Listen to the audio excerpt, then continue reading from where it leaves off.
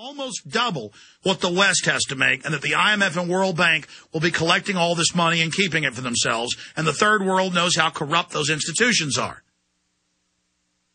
So here he is, like he's the arbiter between the first world and the third world and the developing world. You know, he's the arbiter, when he clearly is a representative of the Anglo-American New World Order.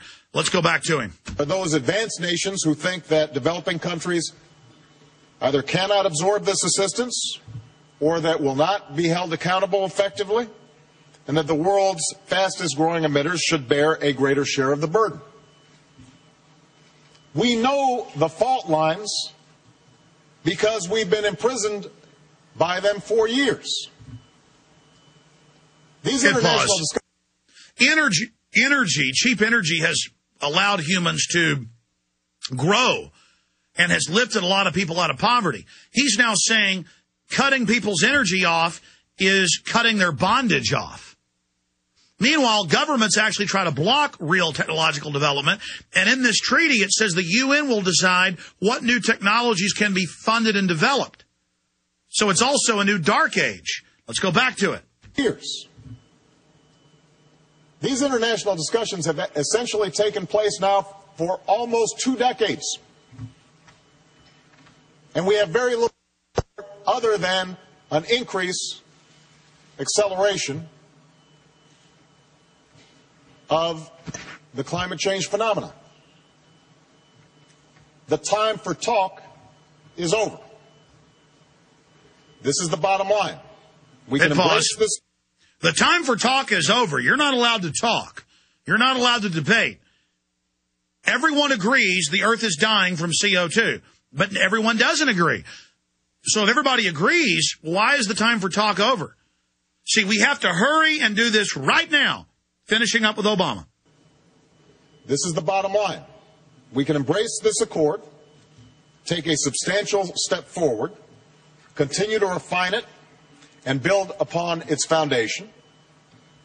We can do that, and everyone who is in this room will be part of a historic endeavor, one that makes life better for our children and our grandchildren. Or we can choose delay. There you go. Hit pause. Well, then that's just 2-year-old level psychology. You don't care about your children and grandchildren if you don't give in to this. When in truth, cutting off the fossil fuels of the third world in their own Club of Rome documents, the State Department Memorandum 200, is meant to kill people in mass by starvation, which is how Mao Zedong did it and how Stalin did it. This is a death sentence, and Obama knows full well what he's doing. That's why he's the brown face on this, hoping to sucker the third world into their own death sentence. That's why he was put in power, was to sell this. That's why he was given the Nobel Peace Prize, to sell war, that war is peace. Back to the fraud. Falling back into the same divisions that have stood in the way of action for years. And we will be back having the same stale arguments month after month, year after year, perhaps decade after decade, all while the danger of climate change grows until it is irreversible.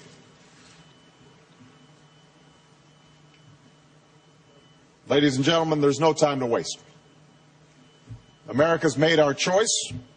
We have charted our course. We have made our commitments. We will do what we say. Now I believe it's the time for the nations and the people of the world to come together behind a common purpose. Stop right there. That's why Obama has told the Senate and the House, I don't care if this doesn't get ratified. I'm going to implement this by command and control. Remember that on Monday from the White House? Totally unconstitutional. He's not a dictator. But that's why he said that. Obama said that because he's been given his orders. The die is set. The U.S. has to be the sacrificial lamb. China, India, Mexico, and 100-plus other third-world countries, they're not going to make any cuts. The U.S. is going to sign on to the agreement. Europe's going to sign on, and we're going to have our taxes raised to give more money to the IMF and World Bank to go buy off the third world leaders, to murder their people by starvation. Real simple. And that's what's covered in Eco Science, written by the White House Science Czar. That's their plan. They want to get rid of people. And there's a lot of you out there that think it's the received knowledge that we've got to reduce world population and that it's the right thing to do. Well, you go ahead and kill yourselves then. Do not sit there and have a death sentence to these little African children and Latin Americans and Asians and others and then see American standard of living dropped. There's tens of millions of Americans on subsistence right now. There's people that freeze to death every year in this country having their power turned off. This is genocide for all of you people that have been sold on this being cutesy and cute by the corporate media. You know the corporate media is death. What are you doing being sold by this? Wake up. Stop being schmucks. Stop being fools. Stop being idiots. Let's finish up with Obama, and I'm skipping this break. We're going to Robert Wannick. Go ahead. We are ready to get this done today. We're ready to gut America right now. There has to be movement on all sides to recognize that it is better for us to act than to talk. It's better for us to choose action over inaction, the future over the past. See, with courage and faith, the third world knows this is going to kill millions of people a year. And people tend to hesitate before they commit mass murder. Thank you very much. I mean, what a load of bull. So that's my breakdown of his 10-minute, 40-second speech. And it just, I could talk for 10 hours about what he's discussing. I could spend an hour on each minute going through, showing the evidence of how it's all frauds. But why should I have to show evidence when they say the sun doesn't affect temperature on the earth? When they say penguins and polar bears can't swim and are all drowning? Or when they say the ice caps would be gone by this year, 3 years ago, and they're getting bigger. Or when they say any climate change is abnormal. It's nothing but scaremongering to accept world government run by a private banking system.